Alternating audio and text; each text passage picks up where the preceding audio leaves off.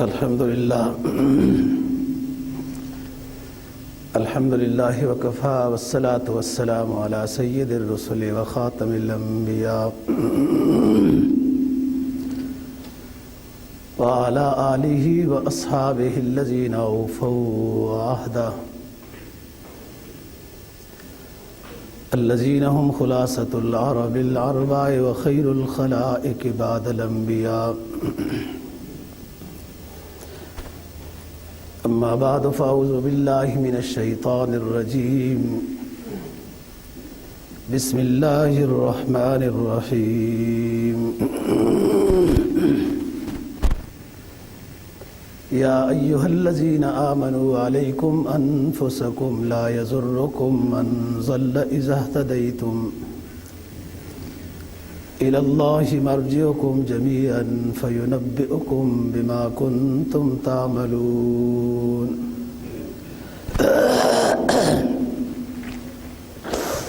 قال النبي صلى الله عليه وسلم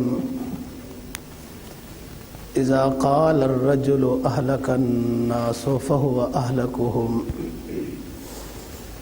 صدق الله العظيم وصدق رسوله النبي الأمي الكريم ونحن على ذلك لمن الشاهدين والشاكرين والحمد لله رب العالمين. سورہ مائدہ کی ایک آیت کریمہ اور جناب نبی پاک صلی اللہ علیہ وسلم کا ایک فرمان تلاوت کیا ہے جس کو امام ابو داؤد نے روایت کیا ہے. فرمایا اللہ تعالیٰ نے یا ایھا الذین آمنوا علیکم انفسکم، اے ایمان والو تمہارے اوپر سب سے پہلے یہ فریضہ عائد ہوتا ہے کہ تم اپنے آپ کو درست کر لو. یا ایھا الذین آمنوا علیکم انفسکم، اے ایمان والو سب سے پہلے تمہارے اوپر یہ لازم ہے کہ اپنے آپ کو ٹھیک کر لو، عقیدے کے اعتبار سے، عبادات کے اعتبار سے، لین دین تجارت معاملات کے اعتبار سے، رہن سہن کے لحاظ اپنے آپ کو ٹھیک کرو.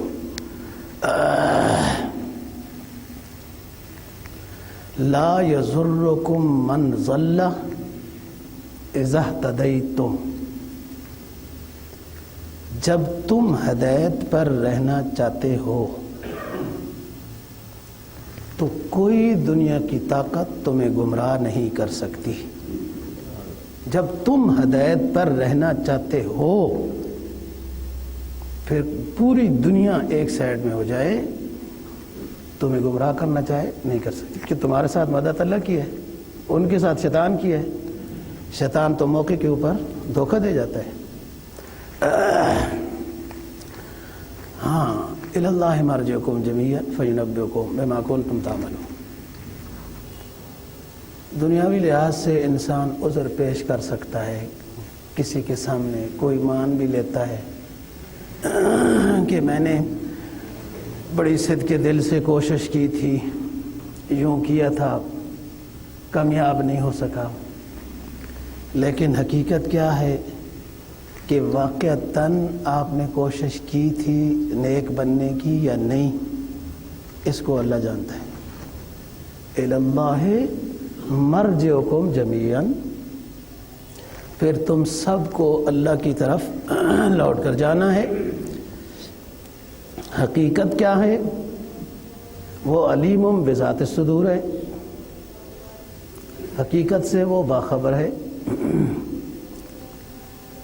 قرآن مجید نے 15ویں پارے کے 3 رکوع میں والدین کی فرمانبرداری کا حکم دیا نا جی، کہ وَاخْفِضْ لَهُمَا جَنَاحَ الذُّلِّ مِنَ الرَّحْمَةِ، جھکا کے رکھو، مطلب ہے اپنے کندھے والدین کے سامنے ادب سے پیش آؤ. قرآن مجید نے 15ویں پارے کے 3 رکوع میں بیان کیا وَاخْفِضْ لَهُمَا جَنَاحَ الذُّلِّ مِنَ الرَّحْمَةِ وغیرہ وغیرہ. اف بھی نہ کہنا، ڈانٹنا بھی نہیں، جو بھی میرا جو محل استشہاد ہے وہ اگلی بات ہے۔ فرمایا کہ ربکم عالم بما فی نفوسکم، تم والدین کا ادب کرنا چاہتے تھے، خدمت کرنا چاہتے تھے، غلطی سے جملہ اونچا نکل گیا، تمہارا ارادہ اونچا جملہ کا والدین کے سامنے اونچا بولنے کا ارادہ نہیں تھا، اگر اونچا بولا ہے نافرمانی ہوگی، غلطی ہو گئی، تمہارا ارادہ نہیں تھا، لہذا اس ارادے والے معاملے کو اللہ کے حوالے کرو۔ ربکم عالم بما فی نفوسکم، تمہارا رب زیادہ جانتا ہے کہ تمہارے دل کا ارادہ کیا تھا۔ اگر واقعتاً دل میں نیکی تھی، ظاہری لحاظ سے بشری لحاظ سے اونچی بات نکل گئی، اللہ معاف کرنے والا ہے۔ یہاں پر بھی یہی بات ہے، اپنے آپ کو ٹھیک کرو، تم ہدایت پر رہنا چاہتے ہو، دنیا کی کوئی طاقت تمہیں گمراہ نہیں کر سکتی۔ اور یہ عذر کہ ہم تو نیک بننا چاہ رہے تھے، فلان ہو رہا تھا، یہ ہو رہا تھا، ماحول نے ایسا کر دیا، بچوں نے مجبور کر دیا فلانا کام کرنے پر، ہے تجھی گناہ، یہ کام ہے تجھی گناہ، لیکن بچوں نے مجبور کر دیا ہے، دوستوں نے مجبور کر دیا ہے، بیوی نے مجبور کر دیا ہے تو یہ گناہ۔ تو یہ جن کی وجہ سے تم نے گناہ سمجھتے ہوئے بھی گناہ کو نہ چھوڑا اور گناہ کر دیا، یہ تو آخرت میں بھاگ جائیں گے۔ جن کی وجہ سے تم نے شریعت کو چھوڑا، خدا کو چھوڑا، وہ تو تمہیں کل چھوڑ جائیں گے۔ یوم یفر المرء من اخیہ وامہ وابیہ وصاحبتہ وبنیہ، پھر کیا کرو گے؟ واقعتاً تم نے نیکی اختیار کرنا شروع کر دی تھی، حالات ایسے بن گئے کہ تم مجبور ہو گئے، بے بس ہو گئے۔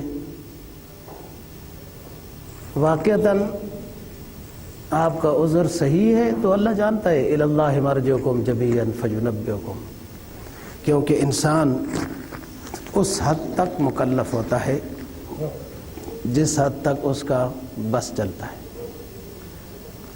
جہاں اس کا بس نہیں چلتا وہاں یہ مکلف ہی نہیں ہے۔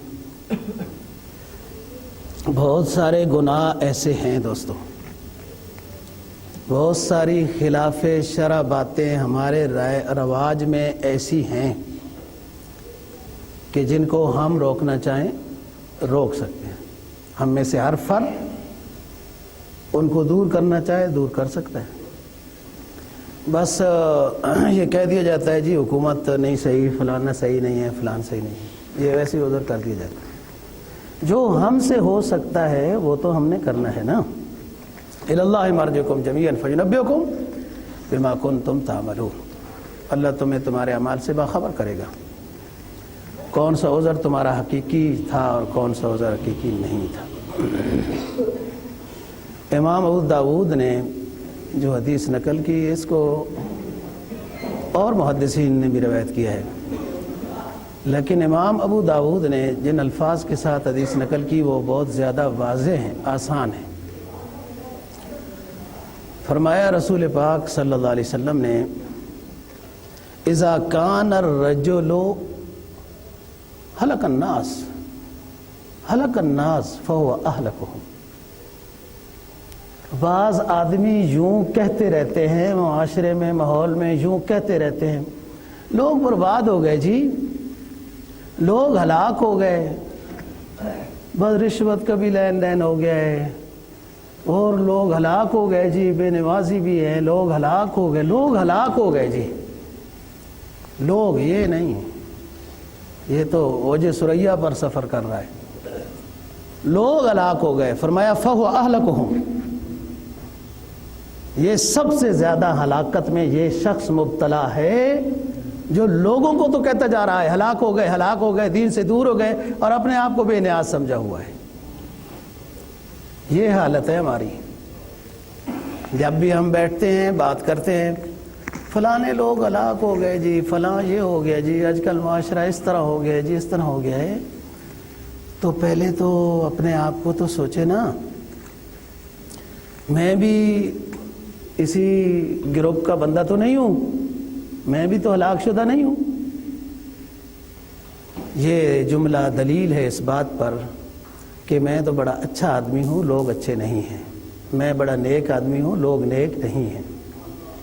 یہ اس لیے کہہ رہا ہے کہ لوگ ہلاک ہو گئے، لوگ برے ہو گئے، اور خود جب برائی میں مبتلا ہو جاتا ہے لوگ کہتے ہیں وہ رشوت حرام ہے، دینے والا لینے والا دونوں جہنم میں جائیں گے، دھوکہ کرنا حرام ہے۔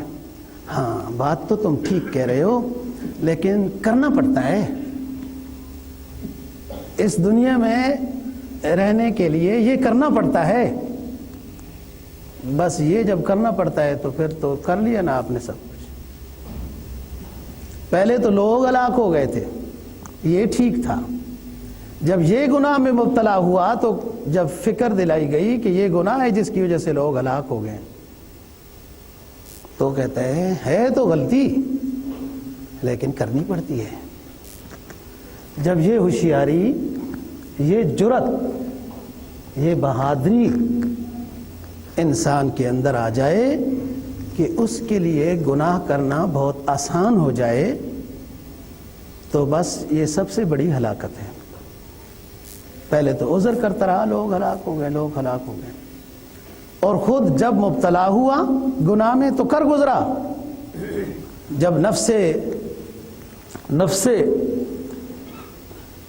لوامہ نے ملامت کیا کہ تم بھی کر گزرتے ہو، تو کہتے ہیں کرنا پڑتا ہے، ہرگز نہیں دوستو۔ قرآن کیا کہتا ہے؟ یا ایھا الذین آمنوا علیکم انفسکم لا یضرکم من ضل۔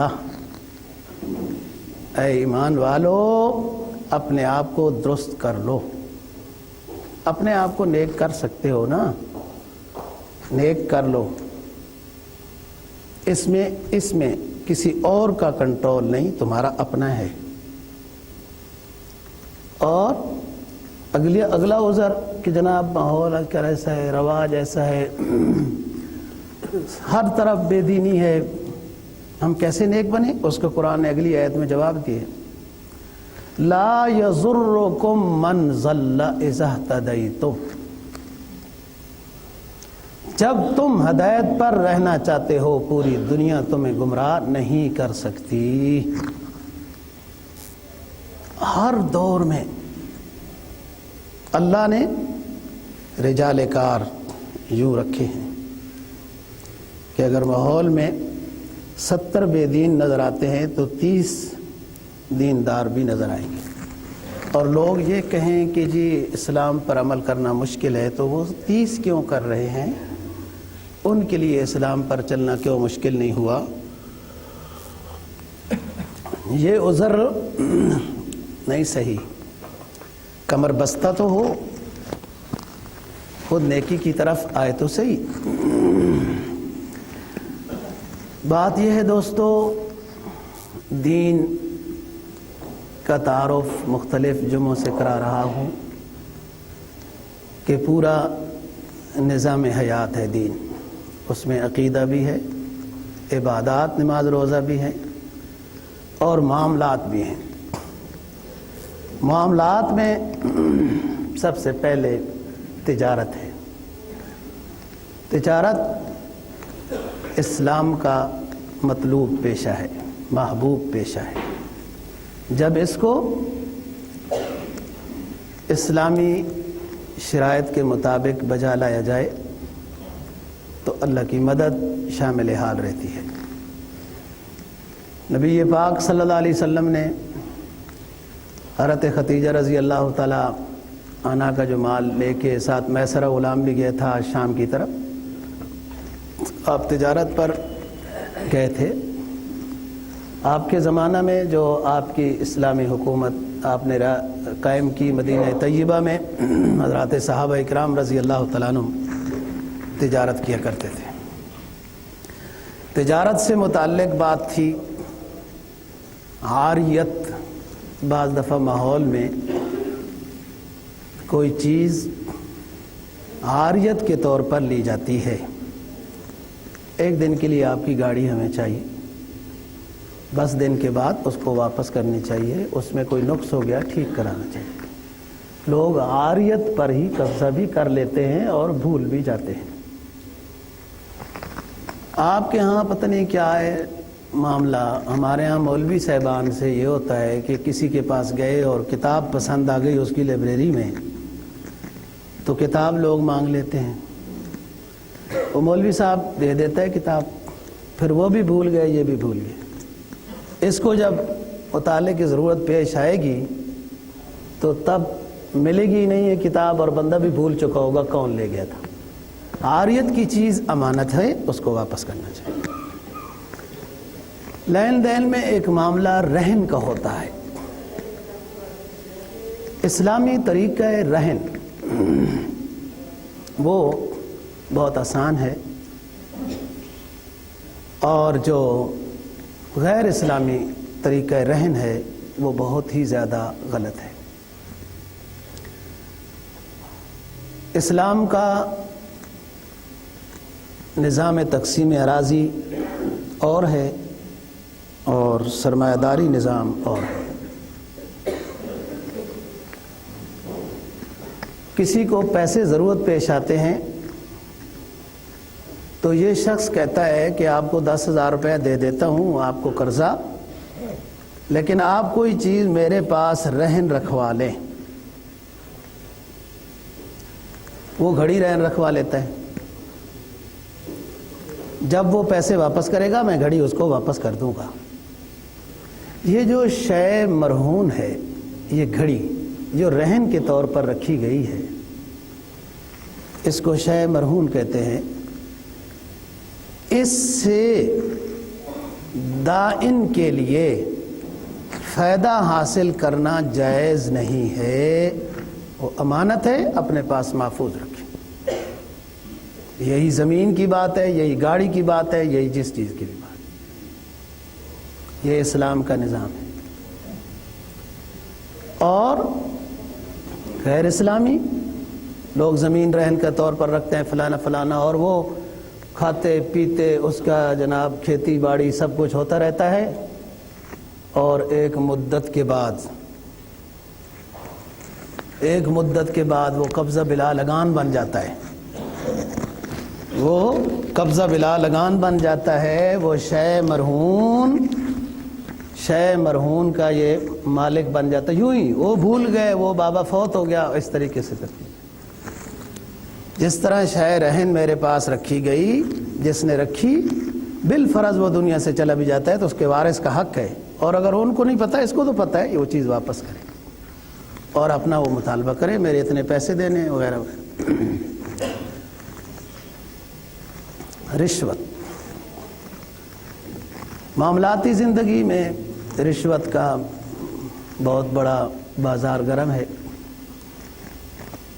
دنیا میں ہمارا میرا خیال ہے 6 نمبر ہے، آپ حضرات زیادہ بہتر سمجھتے ہو اس نظام میں، گڑبڑ کے نظام میں۔ گویا ہم سے بھی آگے اور لوگ ہیں۔ کوئی ملک اس وقت اس طرح کی ظلم و زیادتی سے پاک صاف نہیں ہے، کوئی ملک، خواہ اس میں اسلامی سعودی عرب فلان بھی ہو۔ اب تو وہ بھی اپنے آپ کو مثال کے طور پر پہلے پیش کیا جاتا تھا نا جی، وہ جی سعودی عرب میں یہ نظام ہے، جی سعودی عرب میں یہ نظام ہے، بس 1-2 سال ہیں آپ خاموش رہو، آئندہ یہ مثال بھی پیش ہونا ختم ہو جائے گی۔ شاہ صاحب ایسے کام کر رہے ہیں نا، یہ مثال بھی ختم ہو جائے گی۔ اسلام کا خدمتگار مسلمان نہیں رہا دوست، اور کون ہوگا؟ اور انہیں تو ہماری دیواریں گرانی ہیں، بنیادیں کھوکھلی کرنی ہیں، ہم نے خود شروع کرنی ہے۔ دنیا کا کوئی ملک دھوکہ بازاری، رشوت، فراڈ ان چیزوں سے وہ نہیں. بڑے بڑے ملک جو اپنے آپ کو خود میاں مٹھو کہتے ہیں کہ وہ انسانیت کے حقوق کے علم بردار ہیں، انصاف پھیلانے والے ہیں، سب سے بڑے رشوت لینے والے وہ ہیں. تو کوئی ملک زیادہ ملوث ہے، کوئی کم ملوث ہے، اور یہی چیزیں جو ملک میں بے امنیاں لاتی ہیں. نبی پاک صلی اللہ علیہ وسلم مدینہ طیبہ میں تشریف لائے. دوستو، آپ کے پاس تو چند سو صحابہ اکرام تھے، چند سو صحابہ اکرام. مدینہ طیبہ میں اسلامی ریاست کے قیام کے ساتھ سب سے پہلا کام آپ نے جو کیا، پہلا کام جو آپ نے کیا ہے وہ ہر بے سہارا کا سہارا بنایا. جس کا گھر نہیں تھا اس کے گھر کا انتظام کیا، جس کا روزگار نہیں تھا اس کے روزگار کا انتظام کیا، جس کے کھانے پینے کا نظام نہیں تھا اس کے کھانے پینے کا نظام اور ساتھی مقرر کیا، یہ آپ کے ساتھ، یہ آپ کے ساتھ، یہ آپ کے ساتھ. جب اس نظام سے مطمئن ہو گئے کہ ہر ساتھی کی رہنے کی جگہ اور کھانے پینے کی جگہ بن گئی، اس کے بعد آپ نے حضرت ابوبکر صدیق رضی اللہ تعالیٰ عنہ سے فرمایا کہ یہ زمین کس کی ہے؟ ہمارے گھر کے قریب. تو بتایا گیا کہ دو بھائی ہیں، سہل اور سہیل. تو آپ نے فرمایا ان سے ہم زمین خریدیں گے. بچے حاضر ہو گئے، انہوں نے کہا جی ہم ویسے دیتے ہیں. کہا نہیں، ویسے نہیں لیتے. دنیا کی پہلی مسجد، میں پہلی مسجد بنا رہا ہوں. خریدی گئی زمین، یہی جہاں مسجد نبوی ہے. پھر بعد میں توسیع ہوتی رہی ہے، لیکن سب سے پہلا کام اسلامی حکمران کا عوام کو آشیانہ دینا ہے، رہنے کی جگہ دینی ہے اور روزگار مہیا کرنا ہے. ملک میں سکون آ جائے گا، مطمئن ہو جائے گا وہ بندہ. کراچی میں کل چور پکڑے گئے کہ ڈاکو پکڑے گئے، ان میں ایک سب سے بڑا جو انتہائی ظاہری علوم عصریہ کا ایک بہت بڑا انجینئر، وہ بھی پکڑا گیا اور کہا کہ چوری اس لیے کرتا ہوں کہ بے روزگار پھر رہا ہوں. بہت بڑی ڈگری والا شخص. یہ حکومت کا فریضہ ہے، اس میں ملک کے اندر امن آتا ہے. جرائم کا سد باب، روزگار کا مہیا کرنا، یہ حکومت کا کام ہے. جرائم رشوت ہے، جرائم چوری ہے، جرائم ڈاکہ ہے. جتنے بھی ظاہری اعتبار سے ان جرائم کو روکنے کے لیے نئے نئے انتظام کیے گئے، جرائم بڑھتے گئے، جرائم میں کمی نہیں ہوئی. ادھر سے لو کٹتی گئی، مادی دنیا کی پیروی میں آئے، جرائم بڑھتے گئے، پہرے دار بھی بڑھتے گئے، جرائم بھی بڑھتے گئے. شراب پر پابندی لگانا، نشاور چیزوں پر پابندی لگانا، بے حیائی والے کاموں پر پابندی لگانا، یہ حکومت کا کام ہوتا ہے اور اس سے ملک میں امن آتا ہے. مسلمانوں کو کب سمجھ آئے گی بات؟ شمالی کوریا کو سمجھ آ گئی. شمالی کوریا جو پتہ نہیں ہے تو اسی طرح کی چیز، لیکن بہرحال امریکہ کو تو آنکھیں دکھاتا ہی رہتا ہے.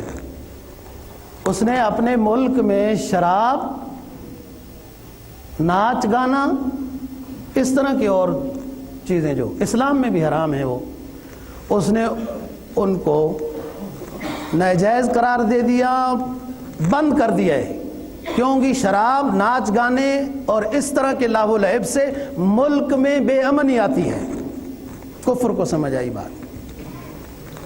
مسلمان اس کو ترویج دیتے ہیں کہ گانے بجانے سے ٹیکس تو ملتا ہے نا جی، حکومت کا فائدہ ہوتا ہے. یہ دیکھیں جی، رشوت بہت بری چیز ہے. عام حالات میں لینے والا دینے والا دونوں جہنمی ہیں، دونوں پر لعنت ہے. اور لعنت عام امر پر، عام معاملے پر نہیں ہوتی، بہت برے کام پر ہوتی ہے. اور ایک شخص اپنا حق لینا چاہتا ہے، ایک سیکٹر میں اس نے گھر بنایا، سب کی بجلی لگی ہوئی ہے، اس کی نہیں لگتی، وہ رشوت دے تو لگتی ہے، نہیں تو نہیں لگتی۔ اب علماء نے اس طرح کے شخص کے لیے مجبوراً دینا جائز قرار دیا، ویسے اچھا نہیں ہے، لیکن ایمانی مقام اس طرح ہے کہ یہ بندہ پتہ نہیں کیا ہو جائے گا، لینے والے کے لیے تو پھر بھی جائز نہیں۔ اب ایسی صورتحال بن چکی ہے دینے والے کے لیے اس طرح کے حالات میں کہ اس کا اپنا حق ہے، وہ لینا چاہتا ہے، نہیں ملتا ہے اس کو، کچھ دے گا تو ملے گا تو جائز ہے، مجبوراً، لینے والے کے لیے پھر بھی جائز ہے۔ قسطوں کی بیع پر بات ہو رہی تھی۔ عام بازاروں میں بھی اعلان لگا ہوا ہوتا ہے، سستی آسان قسطوں کے ساتھ چیز حاصل کریں، جائز ہے۔ ان میں دو باتوں کا خیال رکھنا ہے، ایک یہ کہ پہلے سے طے ہو کتنی قسطیں ہونی چاہیے، وہ بتاتے ہیں نقد لیتے ہو لاکھ کی ہے، قسطوں پر لیتے ہو 1.5، پہلے سے طے ہو جائے، مبہم بات نہ ہو۔ اور دوسری بات یہ ہے کہ جب طے ہو گیا کہ ہم 2 سال میں یہ قسطیں ادا کریں گے، لیٹ ہو گئے تو اتنا جرمانہ ہوگا، یہ نہیں ہونا چاہیے۔ کوئی بات نہیں، لیٹ ہو گئے ایک آدھ تو کوئی فرق نہیں پڑتا، جرمانہ نہ ہو، جرمانہ ہو گیا تو سود ہے، اور اس سے بچنا ہے۔ دیکھو کوئی بندہ حضرت اپنے آپ کو یوں کرتا رہے نا جی کہ یوں مجبوری ہے، یوں مجبوری ہے، یوں سود جائز ہے، یوں سود جائز ہے، ایسے جائز نہیں ہوتا۔ جو چیز ناجائز ہے ناجائز ہے، اور ناجائز کو انسان ناجائز سمجھے گا تو پھر کبھی توبہ کی توفیق بھی ملے گی۔ حضرت حسن بصری رحمہ اللہ تعالیٰ کے زمانے میں ایک آدمی ہوتے ہیں بڑے مالدار، ان کا نام ہے حبیب عجمی۔ حبیب عجمی بہت لینڈ لارڈ مالدار، لوگوں کو سود پر قرضہ دیتے تھے، سود پر قرضہ دیتے تھے۔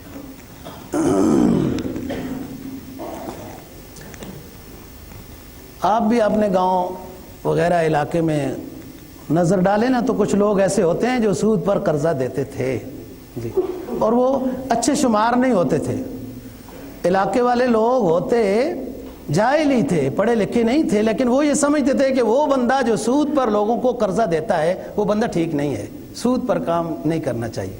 ان پڑھ ہو کے بھی سود جانتے تھے، یہ پڑھا لکھا ہو کے ڈگریوں کی ڈگریاں اٹھا کر اس کو ابھی تک سمجھ میں نہیں آیا آج کے پڑھے لکھے کو سود کیا ہوتا ہے جی۔ حبیب عجمی بڑا مالدار لینڈ لارڈ آدمی تھا، لوگوں کو سود پر قرضہ دیتا تھا۔ کسی سے قرضہ وصول کرنے کے لیے گیا، انہوں نے کہا کوئی نہیں پیسے۔ ان کے گھر میں گوشت پڑا تھا، کچھ پڑا تھا، وہی اٹھا کے لے آئے، ناراض۔ یہ تو اس طرح ہوتا ہے نا پھر جی، اللہ بچائے، قرضہ شرضہ اس طرح کے سودی لین دین سے اللہ بچائے۔ پیسہ بھی گیا، آرام بھی گیا، سکون بھی گیا، عزت بھی گئی، آخرت بھی گئی، سب کچھ لٹ گیا، کیونکہ فَأْذَنُوا بِحَرْبٍ مِّنَ اللَّهِ وَرَسُولِهِ ہے۔ اللہ اور اللہ کے رسول کے ساتھ جب جنگ ہوگی جی تو گھر نہیں جلے گا، کاروبار نہیں جلے گا، اپنا آرام نہیں جلے گا، سب کچھ جل جائے گا، لٹ جائے گا، اس لیے کہ اس نے اعلان جنگ لیا ہے اللہ اور اللہ کے رسول کے ساتھ۔ سکون کیسے رہے گا؟ دفتر میں آمدن اور نفع اور برکت کیسے ہوگی؟ ویسے دل کو مطمئن کرنے کی بات ہے، کہتے رہے وہ فلانے کرتے ہیں جی تو فلانے کرتے ہیں، یہ کیا کوئی دلیل ہے یہ جی؟ پیسے لینے کے لیے گئے، پیسے نہیں ملے، ان کے گھر کو گوشت 2 دن پکانا، جیسے کلو آدھا کلو لائے ہوا تو اٹھا کے لے آئے، پکانا شروع کر دیا اپنے گھر حبیب نے۔ تھوڑی دیر میں کوئی سائل آیا، اس نے کچھ مانگا، گھر والے نے کہا کچھ بھی نہیں ہے۔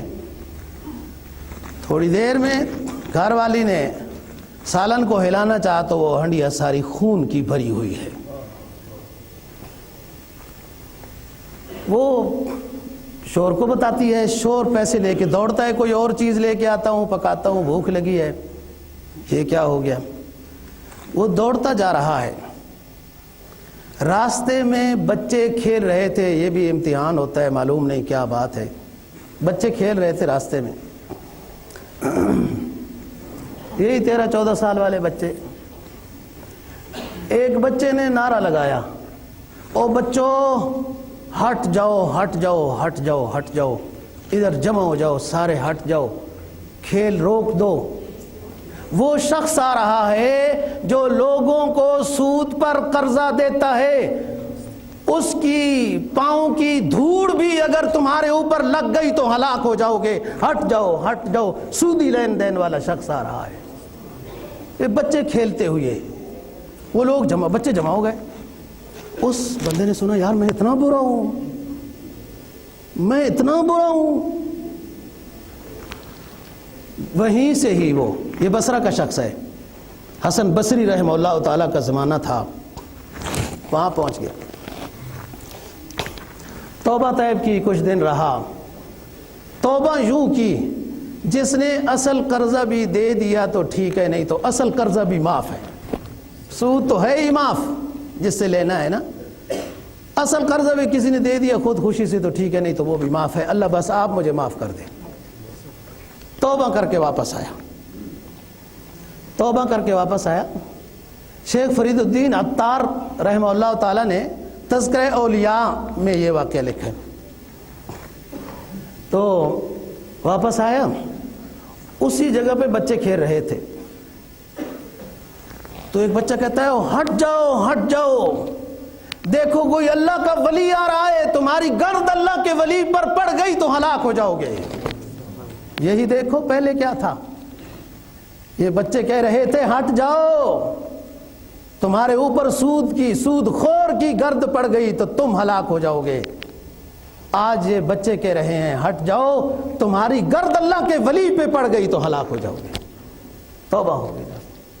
تو یہ کہنا کہ بڑا مشکل ہے جی، اس کے بغیر بندہ چل نہیں سکتا، یہ نہیں، اس کا برتن اندر کا خالی ہے، اندر کا برتن خالی ہے، ایمان کا چراغ نہیں ہے، جس کی وجہ سے یہ بندہ یوں ہیلے حجتیں کرتا رہتا ہے، جی ہو نہیں سکتا اس کے بغیر، تو ہو نہیں سکتا اس کے بغیر، ہو نہیں سکتا. بنانا اس کو تھا، بنایا کسی اور چیز کو ہے. اس لیے اسے ہر نیک کام مشکل نظر آتا ہے، ہر برا کام اسے آسان نظر آتا ہے. شاگردی جو ان کی اختیار کی ہوئی ہے تو ان کا ہر کام آسان نظر آتا ہے. شاگردی وہی کی کرتا تو ہر کام نیکی کا اسے آسان نظر آتا، گناہ کا کام اسے برا نظر آتا. تو بات کر رہا ہوں رشوت کا، سے بچنا ہے. مزید بات ماحول کے اندر جو پگڑی کی ہے، مالک کا حق ہے وہ، الا یہ کہ دکان میں کوئی چیز ہے، یہ شخص چھوڑ رہا ہے، اس چیز کو بیچنا چاہتا ہے، بھائی یہ میرا دکان چھوڑ رہا ہوں، اس میں میرا اتنا سامان پڑا ہے، یہ اس کے پیسے مجھے آپ لوگ دے دیں، کرایہ مالک کو دیتے رہنا، یہ ٹھیک ہے، جائز بات ہے. لیکن یہ مجھے تو آپ لوگوں کی زبان نہیں آتی، گڈ ول کیا کہتے ہیں، گڈ ول، کہ میرا بڑا نام ہے اور فلان ہے، میں اتنے لاکھ روپے لوں گا تب میں دکان چھوڑوں گا، ناجائز ہے، یہ نہیں کرنا، یہ غلط ہے. کیوں؟ جو اسلام جائز کہے وہ اسلام وہ جائز ہوتا ہے، جو ناجائز ہے. کس چیز کے آپ 2 لاکھ لے رہے ہیں؟ کمائی کرتے رہے تھے، پیسہ لیتے رہے تھے، خرچ کرتے رہے تھے، نام تو جو آئے گا اس کا بھی بن جائے گا، بن ہی جاتا ہے. گاہک تو اللہ پاک نے بھیجنا ہوتا ہے. رازق کوئی تو ہے کہ میری کرائے والی دکان پر دوسرا آئے گا تو میری وجہ سے اس کو پیسہ ملے گا؟ ہرگز نہیں. جی، بازار حصص،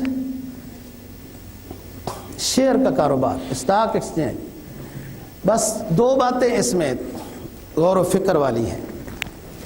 ایک بات تو کہ یہ کاروبار جائز ہے اگر وہ حصص جس کمپنی کے آپ لے رہے ہیں اس کا لین دین سودی نہیں ہے. آپ او جی ڈی سی کے شیئر خرید رہے ہیں، کسی رنگ کی کمپنی کے خرید رہے ہیں، کسی اور اس طرح کی کمپنی کے خرید رہے ہیں کہ جس کا براہ راست خود اس کا اپنا ذاتی کاروبار سود کا نہیں ہے. اس وقت تو کوئی بھی دوستو بچا ہوا نہیں ہے. حدیث میں آتا ہے نا کہ کہ ایک زمانہ ایسا آئے گا سود سے کوئی نہیں بچ سکے گا، یہاں تک کہ جو سب سے بڑا بچنے والا شخص ہوگا اس کے گھر میں بھی دھواں داخل ہوگا، کوئی بھی نہیں بچ سکتا۔ لیکن میں ہمیشہ یہ بات کہہ رہا ہوں کہ جہاں تک آپ کا بس چلتا ہے وہاں تک بچنا آپ پر فرض ہے، جہاں بس نہیں چلتا وہ ہمارے ذمہ داری نہیں، وہ حکومت کی ذمہ داری ہے۔ ان کو چاہیے تھا کہ جہاں ملک کے اندر اور ضروری چیزوں کی طرف نظر کی گئی، اسی طریقے سے سود سے پاک تجارتی لین دین، بینک کا نظام حکومت کی ذمہ داری تھی اس کو درست کرتے۔ یہ پوچھو گی، ایسا آسان کام نہیں ہے، یہاں نہ بھی پوچھو تو ایک اصل عدالت تو قائم ہونے والی ہے۔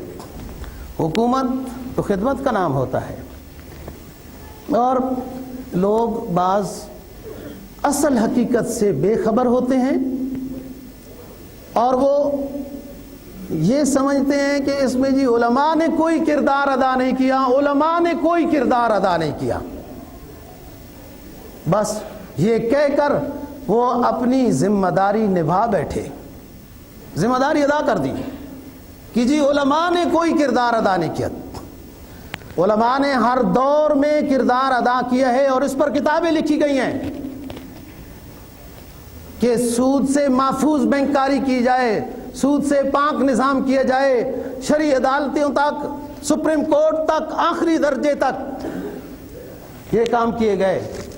لیکن آگے سارے وہی بیٹھے ہیں جو بل پاس کر رہے ہیں کہ 17-18 سال کی عمر تک آپ اسلام کی دعوت ہی کسی کو نہیں دے سکتے ہو۔ وہ اسلام تو جبرن کسی کو مسلمان بناتا ہی نہیں ہے، بھلے بندہ 40 سال کا ہو۔ یہ بل پاس کرنے کا مطلب کیا ہے؟ کس کو خوش کیا جاتا ہے؟ اب ایک مسلمانوں کے گھر میں بچہ ہے، اس نے اسلام ہی قبول کرنا ہے، معلوم نہیں کیسی اچھی اونچی اعلیٰ تعلیم ان کو کہا جاتا ہے، سمجھ نہیں آتی کیا بات ہے، اعلیٰ تعلیم ہے یہ۔ بھائی جو مسلمانوں کے گھر میں بچہ پیدا ہوگا مسلمان ہی ہے وہ، الا یہ کہ کہیں بعد میں ادھر ادھر کہیں چلا گیا تو۔ اس پر بل پاس کی جا رہے ہیں کہ آپ کسی بچے کو 18 سال تک تو اسلام کی دعوت ہی نہیں دے سکتے۔ کیوں نہیں دے سکتے؟ 18 سال کے بعد رہ کیا جائے گا؟ ایک اور دانشور آیا کہ 12 سال تک آپ اس کو یوں ہی نہیں کر سکتے، پھر روانہ ہو گیا چادر لے کے اپنی۔ یہ مسلمانوں کا ملک ہے اور یہ بدیہیات میں سے ہے، سودی لین دین سے بینکوں کے نظام کو، تجارت کو، معاملات کو، معاشرے کے لین دین کو سود سے پاک کرنا ضروری ہے۔ یہاں تو ہر چیز ہی میں سود گھسیڑا ہوا ہے۔ بل ایک دن لیٹ ہو گیا تو اتنے فیصد جرمانہ، فلانا یہ ہو گیا تو اتنے فیصد جرمانہ، اس کے علاوہ کوئی اور حل نہیں ہے۔ میٹر کاٹ دینا، خود ہی جمع کر دیں گے۔ جہاں تک ہو سکے سود سے پاک نظام کرنا ضروری تھا۔ تو اسٹاک ایکسچینج کی بات بازار حصص اور شیئر کی کر رہا ہوں کہ ایک تو یہ کہ آپ اس کو سمجھ لیں کہ جس کمپنی کے آپ لے رہے ہیں وہ سودی کاروبار تو نہیں کرتی، اور دوسری بات یہاں پر یہ ہوتا ہے بس وہاں بندے بیٹھے ہیں، فون کر دیتے ہیں، یہ کہتے ہیں ہاں ہو جائے گا، وہ کر لیں گے جی، ہو جائے گا جی۔ بات مبہم چھوڑ دی جاتی ہے۔ یہ بندہ سمجھتا ہے 100 روپے کا میرا شیئر بک رہا تھا اور اس نے 70 میں بیچ دیا، تنازع ہو گیا ہے۔ بات واضح ہو کس ریٹ پر چل رہا ہے، کتنے پہ بک رہا ہے، کتنا نقصان یا فائدہ ہو رہا ہے، تنازع نہ ہو جائے۔ جو بھی معاملہ ہو دوستو، اللہ کو حاضر ناظر رکھ کر ہو۔ اسی طریقے سے بعض دفعہ انسان مشارکت کرتا ہے، 2 ساتھی 3 ساتھی مل کر کاروبار کرتے ہیں۔ حدیث میں آتا ہے کہ جب تک شریکین امانت و دیانت کے ساتھ کاروبار کرتے رہتے ہیں اللہ کی مدد شامل حال رہتی ہے، اللہ کی مدد شامل حال رہتی ہے۔ ظاہر ہے ایک انسان 12-16 گھنٹے ڈیوٹی نہیں دے سکتا، 2 مل کر کاروبار کر رہے ہیں، 8 گھنٹے ایک دے رہا ہے، 8 گھنٹے دوسرا دے رہا ہے، لیکن آپس میں بالکل صاف ستھرا 10 روپے کبھی وہاں سے کوئی چیز لیتے ہیں تو اس میں لکھ دیں کہ میں نے یہ چیز لی ہے، دوسرے ساتھی میں اعتماد بڑھے گا، کاروبار میں برکت ہوگی اور اللہ تعالیٰ کی طرف سے مدد بھی ہوگی۔ کاروبار شریکین میں تو اللہ کی مدد ویسے بھی ہے کہ دو نصیب جب جمع ہوتے ہیں تو ایک نیا نکھار پیدا ہوتا ہے۔ یہ شرکت کے ساتھ یوں ہے۔ اسی میں مزاربت بھی ہے، اسلامی مزاربت۔ یہ تو دونوں ساتھی کام کرنا چاہ رہے ہیں، دونوں کے پاس لاکھ لاکھ روپے ہے، دونوں مل کر دکان ڈال رہے ہیں، یہ تو شرکت ہے۔ پھر شرکت کی بہت قسمیں ہیں۔ مزاربت میں تو یہ ہوتا ہے کہ یہ ساتھی کام نہیں کر سکتا، پیسے اس کے پاس ہیں، وہ ساتھی کام کر سکتا ہے، اس کے پاس پیسے نہیں ہیں۔ اب اسلام کی آسانی دیکھیے، اسلام یہ کہتا کہ نہیں، ایک بندے کا پیسہ دوسرا کام نہیں کر سکتا، تو پیسے والا یوں بند ہو کے بیٹھ جاتا، جس کی صلاحیتیں ہیں پیسہ نہیں ہے وہ ویسے ہی بے صلاحیت ہو جاتا۔ فرمایا جس کے پاس پیسہ ہے کام نہیں کر سکتا وہ اس کو دے، کہ جو کام کر سکتا ہے اور اس کے پاس پیسہ نہیں ہے، آپ اس میں لین دین معاملہ معاہدہ امانت دیانت کے ساتھ طے ہو جائے۔ یہ بھی کہہ سکتا ہے آپ ہر کام کر سکتے ہو، یہ بھی کہہ سکتا ہے کہ نہیں آپ صرف پھل بیچ سکتے ہو۔ حضرت عبداللہ ابن عباس رضی اللہ تعالیٰ عنہ کی مزاربت پر کاروبار تھا، اور جو ان کے ورکر تھے جن کو پیسے دیے ان کے ساتھ شرط تھی، سمندر کا سفر نہیں کر سکتے ہو، فلانا کام نہیں کر سکتے ہو، یوں طے کر سکتا ہے پیسے والا بندہ کہ فلانا کام کرے، فلانا نہیں کر سکتا، یا آزاد بھی چھوڑ سکتا ہے، جو مرضی ہے۔ کام کرنے والے شخص کو امانت دیانت کے ساتھ کام کرنا چاہیے، امانت دیانت کو ہاتھ سے نہیں چھوٹنے دینا، پھر اللہ کی مدد آتی ہے۔ ادھر میں در نہ چھوڑوں گا، رجوع اللہ جاری رکھے، اللہ میرے بس میں جو تھا میں کر چکا ہوں، صبح سویرے اپنی دکان کھول چکا ہوں، چیزیں رکھ چکا ہوں، رزق حلال کمانا چاہتا ہوں، سکون کی زندگی حاصل کرنا چاہتا ہوں، بچوں کو رزق حلال کھلانا چاہتا ہوں، یہ دعا کرے اور کاروبار شروع کرے، اللہ راضی ہوتا ہے۔ اللہ کے نام سے، حدیث میں آتا ہے نا، ہر کام جو بسم اللہ سے شروع کیا جائے اس میں برکت ہوتی ہے، اللہ کے نام سے شروع کیا جائے، رجوع اللہ میں رہے، ادھر میں در نہ چھوڑوں گا ادھر وہ در نہ کھولیں گے، ادھر میں در نہ چھوڑوں گا ادھر وہ در نہ کھولیں گے، حکومت اپنی اپنی ہے، ادھر میری ادھر وہ ان کی، میں انہی کے در پہ پڑا رہوں گا، انہی نے تو میرے نظام کو درست کرنا ہے۔ اور جب اخلاص کے ساتھ اللہ کی رضا کی خاطر انسان چلے گا، اللہ کی مدد ضرور شامل ہے۔ اللہ کا وعدہ ہے، وہ رزق دیتا ہے، اور اس میں یہ جب اپنے بھی بچوں کی غریبوں کی خدمت کا جذبہ لے کے کاروبار کر رہا ہے، مزاربت کر رہا ہے، وہ بچوں اس طرح کے مروجہ، وہ جو ڈرامہ سا ایک مزاربت کا چلا تھا، وہ کیا نام و نشان ہی ختم ہو گیا، وہ مزاربت مزاربت تھی، لوگوں کو سمجھایا جاتا سمجھتے ہی نہیں تھے، وہ مزاربت تو ختم ہی ہو گئی اس کا۔ اس طرح کی مزاربت نہیں، کوئی جان پہچان امانت دیانت والے لوگ ہوں، ان کا کاروبار بھی دیکھنا چاہیے، جس کو آپ نے پیسے دیے ہیں وہ کون سی مزاربت کر رہے ہیں، کیا کام کر رہے ہیں، کیا بیچ رہے ہیں، کتنے کا بیچ رہے ہیں، اور پھر اس میں جو نفع حاصل ہو وہ نفع طے ہو جائے کہ جتنا بھی ہوا آدھا آدھا کر لیں گے، یا 2 حصے آپ کے ہیں ایک حصہ ہمارا ہے، اس طریقے سے کر لیں، ٹھیک ہے۔ تو اللہ تعالیٰ کی اس میں برکت ہوتی ہے جب بھی انسان اللہ کو یاد کر کے امانت و دیانت کے ساتھ کام کرتا ہے۔ تو یہ مزاربت ہوئی، مشارکت ہوئی، ان تمام چیزوں میں ایک چیز مد نظر رکھی جائے کہ مقصد اللہ کی رضا ہے، اور جو پیسہ بچ جائے گا، جیسے حدیث میں آتا ہے کہ آپ کے مال پر زکوٰۃ کے علاوہ بھی حق ہے، آپ کے مال پر آپ کے علاوہ اور لوگوں کا بھی حق ہے، تو یہ اس لیے چل رہا ہے، اس لیے جا رہا ہے کہ اللہ راضی ہو۔ کوئی غریب وغیرہ بھی آ جائے گا تو یہ کہتے ہوئے اچھا نہیں لگتا کہ معاف کرو آج نہیں ہے، تاکہ اللہ مجھے نفع دے، میں غریبوں کی بھی خدمت کریں۔ شیخ سعدی تو کہتے ہیں نا، طریقت بجز خدمت خلق نیست، ز تسبیح و سجادہ او دلق نیست، کہ یہ تو صرف عبادت ہی ذکر اذکار صرف یہ بھی بہت قیمتی چیز ہے، اللہ جس کو نصیب کرے، یہ بھی بڑی بات ہے، ہر کسی کو نصیب نہیں ہوتا، لیکن خدمت خلق بھی بہت بڑی اونچی چیز ہے۔ جب اللہ راضی ہو جاتا ہے نا جی، اللہ راضی ہو جاتا ہے، حدیث میں آتا ہے کہ اللہ تعالیٰ فرشتوں کا اجتماع منعقد کرتا ہے، کہتا ہے وہ لوگ فرشتوں کو کہتا ہے، اللہ پاک فرماتا ہے میں اس فلانے بندے کے ساتھ بہت خوش ہوں، اس سے میں بہت راضی ہوں، وہ میرا محبوب بندہ ہے، تو اس سے تم بھی جاؤ، اس کے ساتھ محبت کرو، میرا وہ محبوب بندہ ہے۔ وہ فرشتے دنیا میں آتے ہیں، اس بندے سے محبت کرتے ہیں اور اوروں کو بھی بتاتے ہیں کہ یہ اللہ کا محبوب بندہ ہے، اس سے محبت کرو۔ کیوں محبوب بنا؟ اس لیے کہ اللہ اور اللہ کے رسول کو وہ بندہ راضی کرنے کی فکر میں لگا رہتا ہے۔